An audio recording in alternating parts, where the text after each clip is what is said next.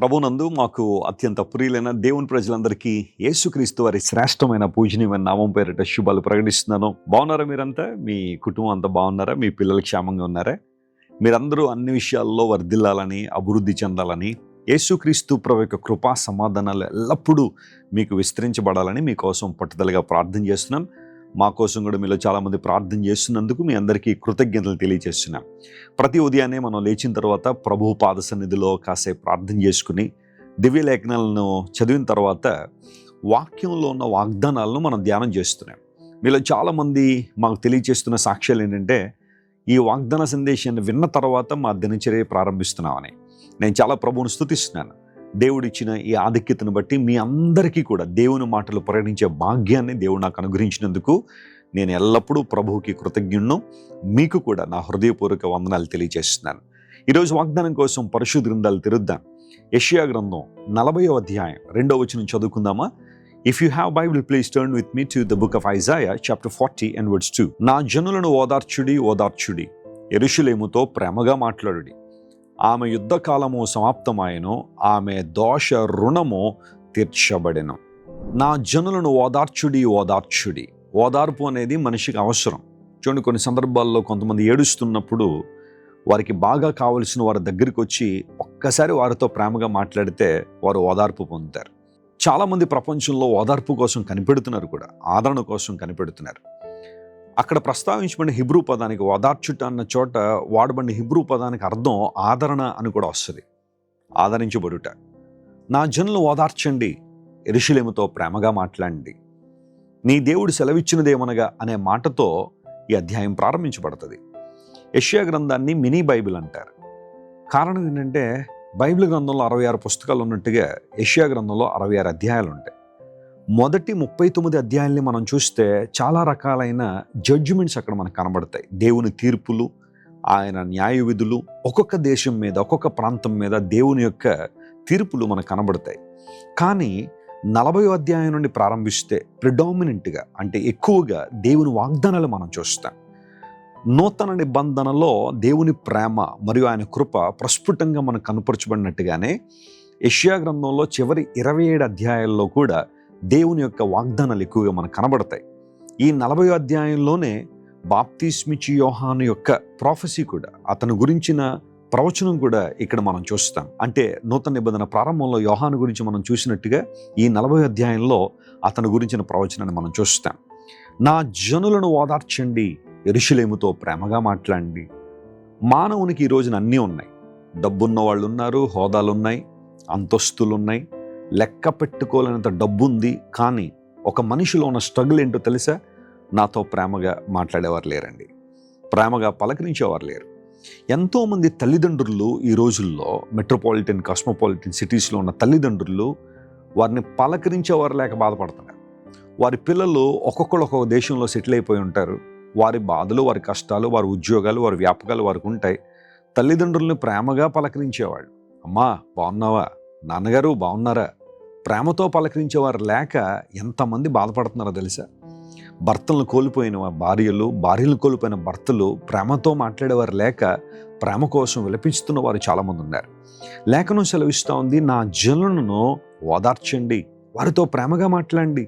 ఎందుకోసం అంటే వారి పాపము వారిని అన్ని విషయాల్లో ఛిద్రం చేసింది. వారి పాపము అన్ని విషయాల్లో వారిని నాశనం చేసింది, విరగ్గొట్టేసింది. మానవునికి ఆదరణ అవసరమైంది. అయితే దేవుడి రోజు మనతో మాట్లాడుతున్న మాట ఇదే.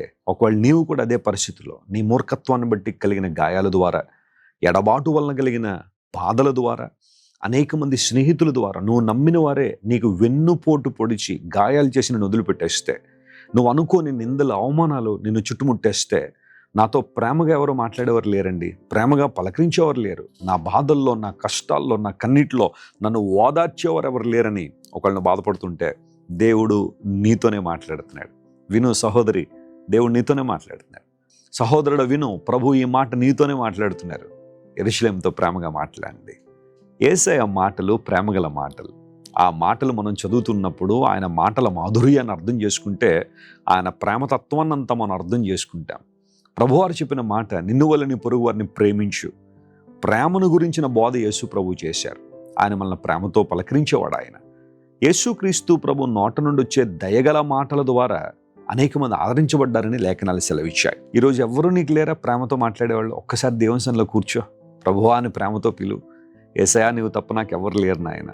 ఆనాడు భర్తిమై అన్నట్టుగా దావీదు కుమారుడా యేసు నన్ను కరుణించు, నన్ను కనికరించు అని కనుక నువ్వు ప్రార్థన చేయగలిగితే ఆయన మెల్లనైన స్వరం, ఆయన యొక్క మృదు మధురమైన స్వరం నువ్వు వింటావు. ఆ మాట నీకు గొప్ప ఆదరణ, ధైర్యాన్ని ఇస్తుంది. ప్రభు నిన్ను బలపరుస్తాడు. పరిశుద్ధాత్మ దేవుడు ఆదరణకర్త అని బైబిల్లో రాయబడింది. పరిశుద్ధాత్మ దేవుడు ఎందుకు మనకు అనుగ్రహించబడ్డారు? ఒక విశ్వాసి రక్షణ పొందిన తర్వాత, ఒక వ్యక్తి రక్షణ పొందిన తర్వాత యేసుక్రీస్తు ప్రభువును అంగీకరించినప్పుడు పరిశుద్ధాత్మ మనలోనికి వస్తారని బైబిల్ సెలవిచ్చింది. మీరు ఆత్మచేత ముద్రించబడ్డారని పౌలు మహాశయుడు ఎఫెసీ సంఘానికి రాశారు. పరిశుద్ధాత్మ యొక్క ప్రాథమికమైన పనుల్లో ఒకటి ఏంటి అంటే, మనకు కావలసిన ఆదరణ మరియు ధైర్యాన్ని ప్రభు మనకు దయచేస్తారు. పరిశుద్ధాత్మ దేవుని పరిచర్య అది. ఆయన ఆదరణకర్త. హీ ఈజ్ ద కంఫర్టర్ అని లేఖనాల్లో రాయబడింది. ఈరోజు నువ్వు ఎదుర్కొంటున్న కన్నీరు, బాధ, వేదన, వైఫల్యం నుంచి ప్రభుని విడిపించి తన ప్రేమగల మాటలు, ఆదరణకరమైన మాటలు నీకు అందించి తన మహిమ కొరకు ఆయన నిన్ను వాడుకోవాలని ఆయన ఇష్టపడుతున్నారు. దోషకాలం సమాప్తం అయింది. ప్రభువు నిన్ను విడుదల చేస్తున్నారు. గొప్ప కార్యాలు నీ జీవితంలో జరిగిస్తారు. ఈ రోజంతా ఈ వాగ్దానాన్ని క్లెయిమ్ చేసుకుని ప్రభువును స్తుతించండి. బలమైన కార్యాలు మీ జీవితంలో జరుగుతాయి. ప్రార్థన చేసుకుందాం. ప్రేమగల తండ్రి, గొప్ప దేవ, నా జనులు ఓదార్చండి, వారితో ప్రేమగా మాట్లాడండి. నీది ఎంత మంచి హృదయం ప్రభువా. విడవబడిన వారు నష్టాల్లో, ఇబ్బందుల్లో, కష్టాల్లో, కన్నీటిలో ఉన్న వారిని అలా వదిలిపెట్టేయకుండా నీవు ప్రేమతో పలకరించి ప్రభువా వారిని లేవనెత్తినందుకు నీకు స్తోత్రాలు. ఈరోజు ఈ వాగ్దాన సందేశాన్ని వింటున్న మా ప్రియులందరినీ ప్రత్యేకంగా మీరు దీవించండి, ముట్టండి, బలపరచండి. పరిశుద్ధాత్మ దేవ, నీ ఆదరణ ప్రతి ఒక్కరికి మీరు దయచేయండి.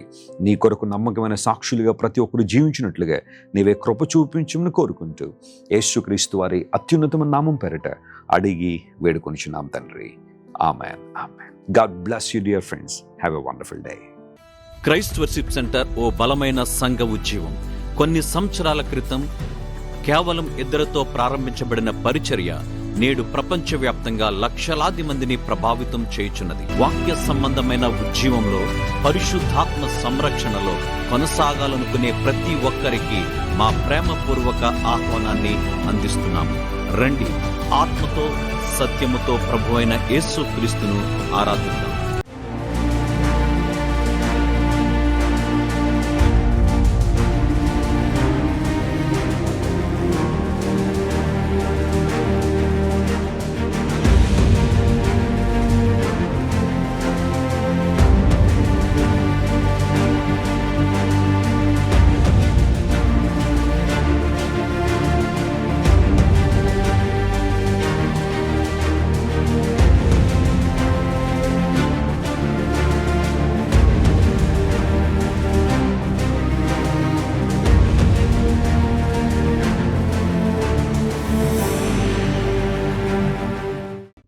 మీరు ఇంతవరకు విన్న దైవ సందేశం మరియు దేవుని సేవకులు చేసిన ప్రార్థన మీకు ఆశీర్వాదకరముగా ఉన్నదని విశ్వసించుచున్నాము. ఈ సందేశాన్ని మీ స్నేహితులకు, బంధువులకు షేర్ చేయండి. మీకు ఏదైనా ప్రార్థన అవసరత ఉన్నచో మా ఫోన్ నంబర్లకు కాల్ చేయండి. దేవుడు మిమ్మల్ని ప్రేరేపిస్తే విశ్వాసంతో సాగుచున్న ఈ పరిచర్యను ప్రోత్సహించండి. మరిన్ని వర్తమానాలు, పాటలు వినుటకు జాన్ వెస్లీ మినిస్ట్రీస్ అను మా యూట్యూబ్ ఛానల్ను సబ్స్క్రైబ్ చేసుకోనండి. ప్రభువైన యేసుక్రీస్తు కృప మీకు తోడైండును గాక.